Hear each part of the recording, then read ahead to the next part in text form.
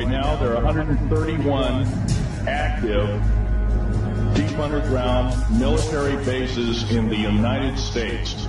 There's 1,477 of them worldwide. Each one has an average cost of $17 to $19 billion. Each one is built in the site, it used to be, it'd take a year to 2 years to build each one, and now they're capable of building a couple of them a year with sophisticated methods. My colleague, Al Bielik, has actually been on some of the high-speed railways, the magneto-leviton trains that connect all the deep underground military bases within the United States. He's been on a Mach 2 train and floats off a single rail at a 3/4 of an inch off the rail, and is what you call high tech. We have nothing like this on the surface. Groom Lake is where the infamous Area 51, S4, S2, a CIA base. It was originally a bombing range, a nuclear test site. It was later become the most secret base in the United States.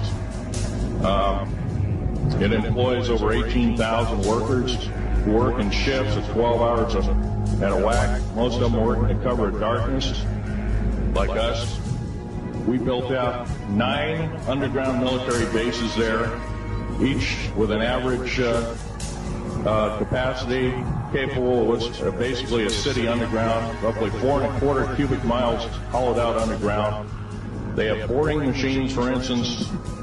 They don't bore, they literally vitrify and melt the rock, deflagrate the rock. It's a very sophisticated laser melting and deflagrating system.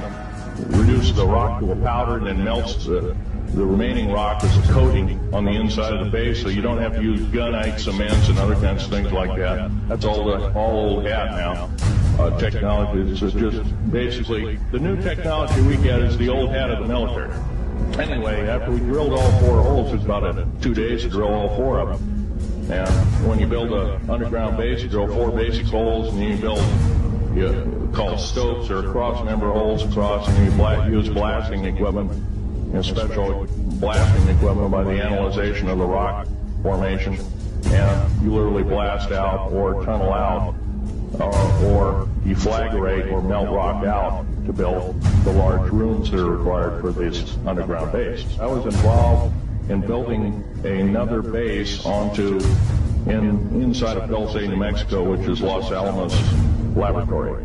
It's a biological laboratory. On the southwest part of the Archuleta Mesa, we built an underground facility, a better part of 3 cubic miles hollowed out underground. Then to the southwest of that, we were in the process of the early stages of building. We drilled 4 large tunnel-like holes. Some of them ran 2.5 miles under the surface. At that time, number of the original wells or drilling machines that were used were at the rate of 2 miles a day. Area 51 is only one base, one of the 131 bases.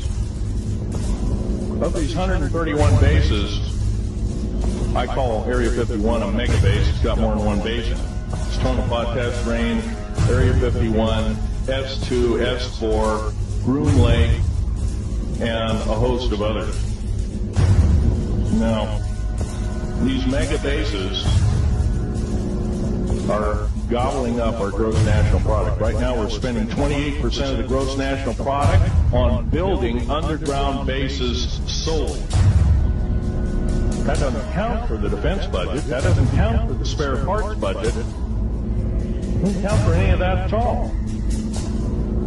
And the black budget is dead wrong.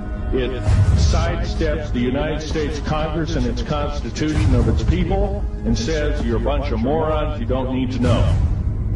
Well, a need-to-know basis is an executive order written during the Eisenhower era, right after the created 1954 treaty, and is treasonous and illegal in this country and should be overturned and abolished.